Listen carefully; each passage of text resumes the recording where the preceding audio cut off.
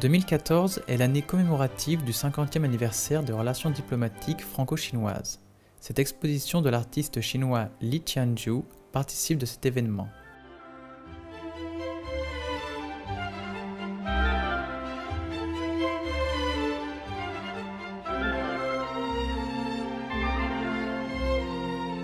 Peintre du réel, peintre de symboles qui règlent les envies de l'imaginaire chinois, Li Tianzhu l'est complètement, sincèrement et en force.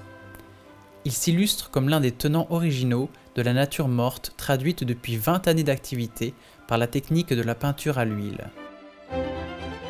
Vous avez la chance d'avoir l'œuvre d'un artiste connu dans son pays, M. Li. J'ai rencontré M. Li tout à l'heure, il est là, il est dans les premiers rangs, et M. Li m'a expliqué, je lui ai dit, écoutez, c'est la première fois que je vois votre œuvre, je m'intéresse beaucoup à la nature morte, je lui ai dit quelles ont été vos grandes influences. Et parmi les œuvres qui ont été de ces maîtres, il y a eu Fantin-Latour, il y a eu Chardin, qui sont quand même des grands artistes du XVIIe au XIXe siècle, et on retrouve cette influence, on retrouve cette sensibilité, et c'est ce qui donne toute cette importance à ces œuvres. Je trouve que c'est assez original parce que c'est un artiste chinois, mais c'est très européen, je dirais presque comme toile en fait.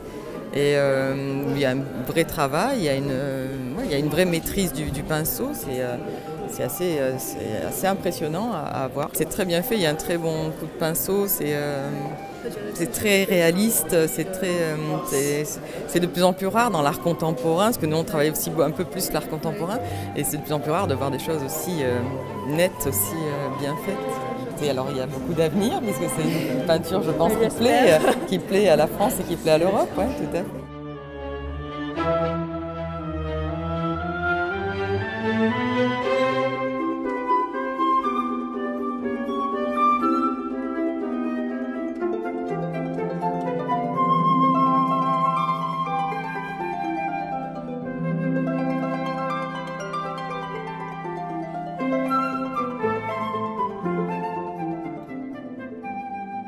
J'ai trouvé ça vraiment très surprenant. Ce mélange entre justement cette peinture classique européenne et ce symbolisme très traditionnel chinois qui s'installe très bien dans cette toile. Exposer un peintre de cette qualité, ça fait vraiment plaisir.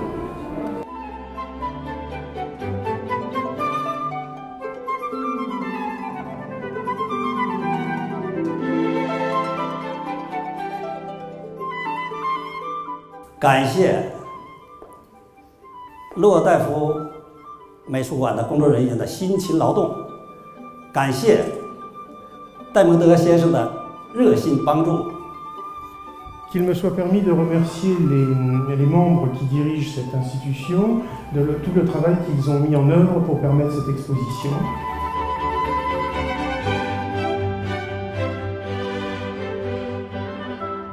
Ce n'est pas la quête aux chiffres, à la quantité qui nous sauvera.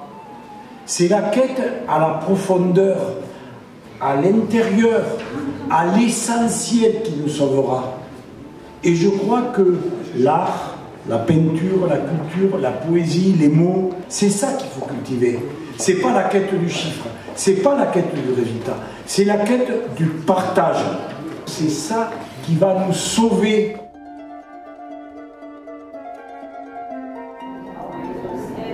Nous, on a l'habitude de lire les toiles du haut en bas et surtout de gauche vers la droite. Et là, beaucoup de ces choses sont complètement chamboulées.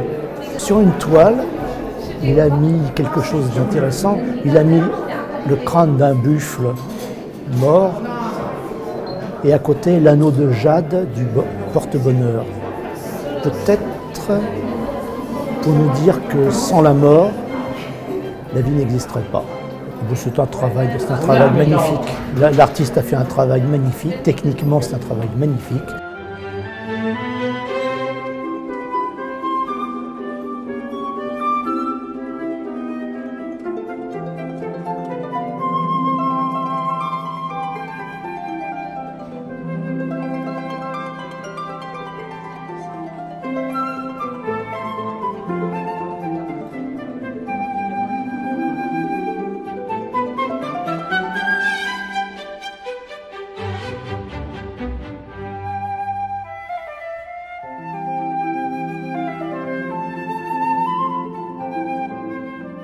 voir des pêches, vous allez voir des grenades, le fruit, la grenade, vous allez voir également des poissons.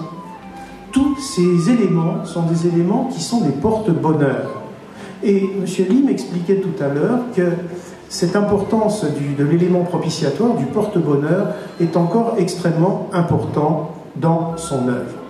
Donc voilà, c'est quelques éléments extrêmement ténus, extrêmement généraux que je vous présente, et j'espère que vous allez avoir autant de plaisir que moi à faire le tour de ces peintures qui vous permettent, oui, vous avez une technique du reste en passant, la peinture à l'huile qui est extrêmement forte, vous allez voir la façon dont chaque touche est donnée sur la surface de l'œuvre, et je pense que le plaisir que vous aurez à faire ce tour dans cette peinture qui est entre la Chine, entre la France classique, cette synthèse va vous montrer que la peinture peut rester encore quelque chose de très fort et de très vivant.